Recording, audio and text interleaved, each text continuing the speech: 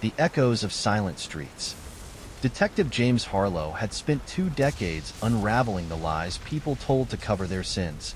But this case felt different the moment the phone rang. Victor Grayson, the notorious real estate tycoon, was dead.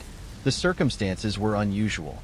A locked penthouse, a single bullet wound, and a cryptic note left on his desk reading, "The truth hides in the silent streets." The city's elites were already murmuring. Grayson had been powerful, ruthless, and untouchable. The penthouse was as cold as a mausoleum, despite its opulence. Grayson's body lay near his grand piano, his tailored suit stained with blood. On the floor nearby, a glass of whiskey sat knocked over, its amber contents pooling on the wit. Harlow's eyes darted to the small details. The faint smear of red lipstick on the rim of the glass, a scratch on the piano's black and white keys, and an open book with the word "Echo" circled in bold ink. He noted these inconsistencies as the coroner pronounced time of death at 10:15 p.m. Around the same time, Grayson's high-tech security system recorded no signs of forced entry. Whoever had done this had been meticulous. Grayson's life was a web of enemies and secrets. Harlow started his inquiry by questioning 3 prime suspects. A Leonard Kane, Grayson's business partner, recently cut out of a lucrative development deal. Elise Marlowe, an artist and Grayson's young mistress, whose fiery temper was well documented. A Clara Grayson, his estranged daughter, who blamed her father for her mother's death and years of neglect. The cryptic note pointed Harlow to silent streets, an abandoned neighborhood Grayson had developed early in his career. But before he left, he unearthed whispers of a deeper conflict, Grayson's link to Project Echo, a mysterious initiative that no one seemed willing to discuss. The neighborhood had been dubbed Silent Streets after a fire destroyed several buildings decades ago. Now it was a ghost town, its graffiti-covered walls and shattered windows bearing the scars of its abandonment. Searching through the ruins of Grayson's first office, Harlow found an old photograph, a younger Grayson with a woman labeled Margot Ellison. Scribbled on the back was another note, "She knows the truth." Margot had been a reporter who disappeared 15 years ago while investigating corruption in Grayson's company. Her body had never been found. As Harlow dug deeper, Margot's name led him to her surviving sister. Among Margot's belongings, her sister kept notes from her investigation, notes implicating Grayson in bribery, blackmail, and worse. They also referenced Project Echo, which Margot claimed was designed to control people. Elise Marlowe became more suspicious when Harlow found one of her paintings eerily mirrored Grayson's crime scene. "I only paint what I see in my dreams," she said cryptically. But Elise was arrested after traces of gunpowder were found on her clothing. Yet, something about her confession didn't sit right with Harlow. Forensics revealed the bullet trajectory didn't match Elise's height. Someone else had fired the fatal shot. Meanwhile, Harlow received an anonymous call warning him to abandon the case. The caller named Dr. Emerson Vale, a neuroscientist, and insisted he was the key to uncovering the truth behind Project Echo. Vale had been living off the grid for years, haunted by his creation. Project Echo, he revealed, had been a mind-conditioning experiment using subliminal messages embedded in music. Its test subjects included influential people Grayson wanted to control, including the blind pianist Samuel "Echo" Duvall. Duvall unknowingly carried the triggers in his compositions, but the project spiraled out of control, with some participants exhibiting violent tendencies. The scratched piano key in Grayson's penthouse? It was the exact note triggering a command. Leonard Kane admitted he knew about Project Echo. Grayson had betrayed the experiment's financial backers by threatening to expose them, including Kane. However, Kane denied firing the gun. "Grayson had bigger enemies than me," he growled. Meanwhile, Clara Grayson resurfaced, shaken. She confessed her father had told her about a ledger hidden in silent streets, records proving Project Echo's existence. But before they could locate it, an ambush left Clara abducted. The investigation pointed to the Enclave, a secret cabal of elites using Project Echo to maintain their grip on power. Their symbol, a coiled serpent, appeared on Grayson's cufflinks and encrypted files stolen from his office. The Enclave was desperate to cover their tracks. More clues led to a shocking revelation. Captain Lewis Bennett, Harlow's trusted superior, was one of the Enclave's leaders. He arranged Clara's abduction and tried to coerce Harlow into abandoning the case. In a climactic showdown at an abandoned concert hall, a former Project Echo testing site, the Enclave set a trap for Harlow. Triggers embedded in the music turned loyal officers into unwilling pawns, but Harlow, prepared, fought back.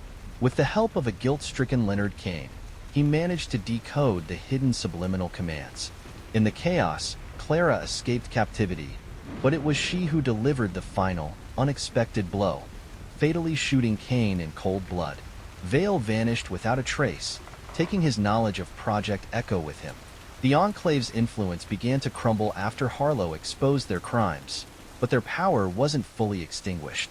Clara, now free, revealed she had copied the hidden files before handing them over to Harlow. In her parting words, she said, "You may have found justice, but I'll find something better, control." Months later, the Silent Streets neighborhood stirred back to life.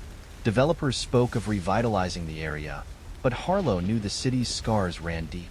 As he walked its crumbling paths, he heard faint music echoing from a forgotten corner, a melody from Duval's jazz that lingered like a ghostly reminder of what had been, and what could return. The aftermath of the Enclave's downfall was far from victorious. Despite Captain Bennett's exposure and Leonard Kane's death, key members of the shadowy cabal had evaded justice. Among the lingering questions was the whereabouts of Dr. Emerson Vale, who remained at large. Harlow's obsessive review of the Enclave's encrypted files revealed a disturbing symbol, a serpent eating its own tail, a sigil for something called Ouroboros Initiative. The term appeared in memos hinting at Project Echo's evolution into something far more sinister. And then came the first casualty. Luca Moretti, the crime boss who had aided Harlow, was found dead in his mansion. The word Ouroboros was scrawled on the wall in blood. Clara Grayson returned to the public eye, transforming her father's wealth into a charitable foundation aimed at restoring Silent Streets. To the public, she was a reformer.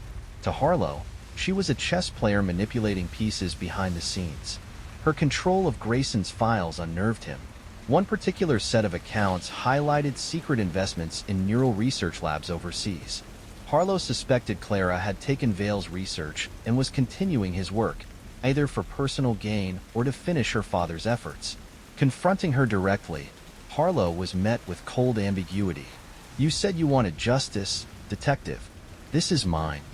As Harlow delved into Ouroboros, whispers from his own past surfaced.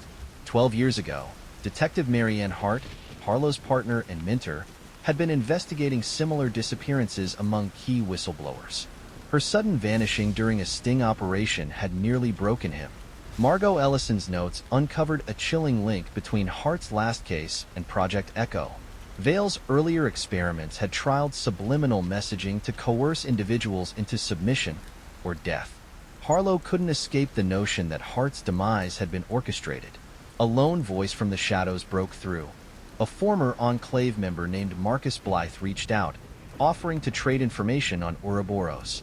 But Blythe's message ended abruptly with muffled screams.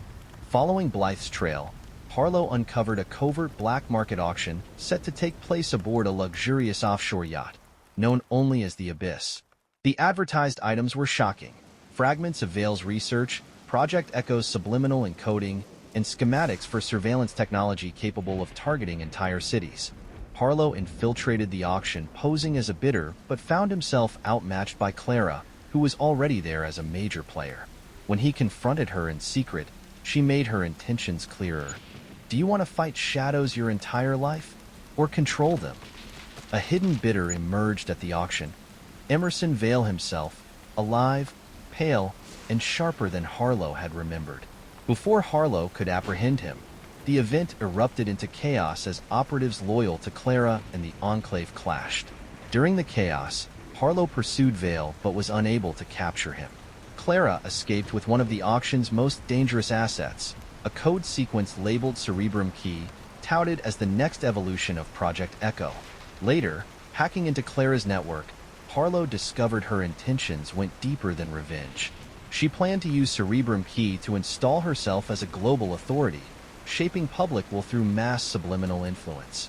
No corruption, no crime, Clara wrote in her manifesto. I'll build the perfect society, by force, if necessary. Vale contacted Harlow through a secure channel, claiming he didn't seek power, only to destroy the remnants of his research before Clara, the Enclave, or others could abuse it. Though wary, Harlow agreed to meet Vale in a secluded location.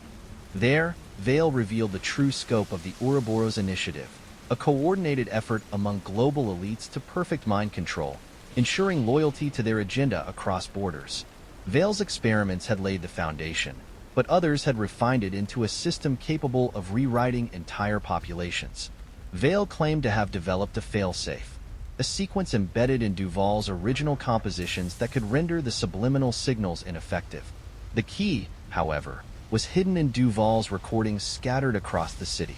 Harlow's investigation turned into a race to find Duval's recordings before Clara or the remaining Enclave factions could. The hunt brought him back to Silent Streets, where he uncovered old reels hidden in abandoned studios and clubs. Each reel carried fragments of the counter-sequence Vale described. Clara anticipated his moves.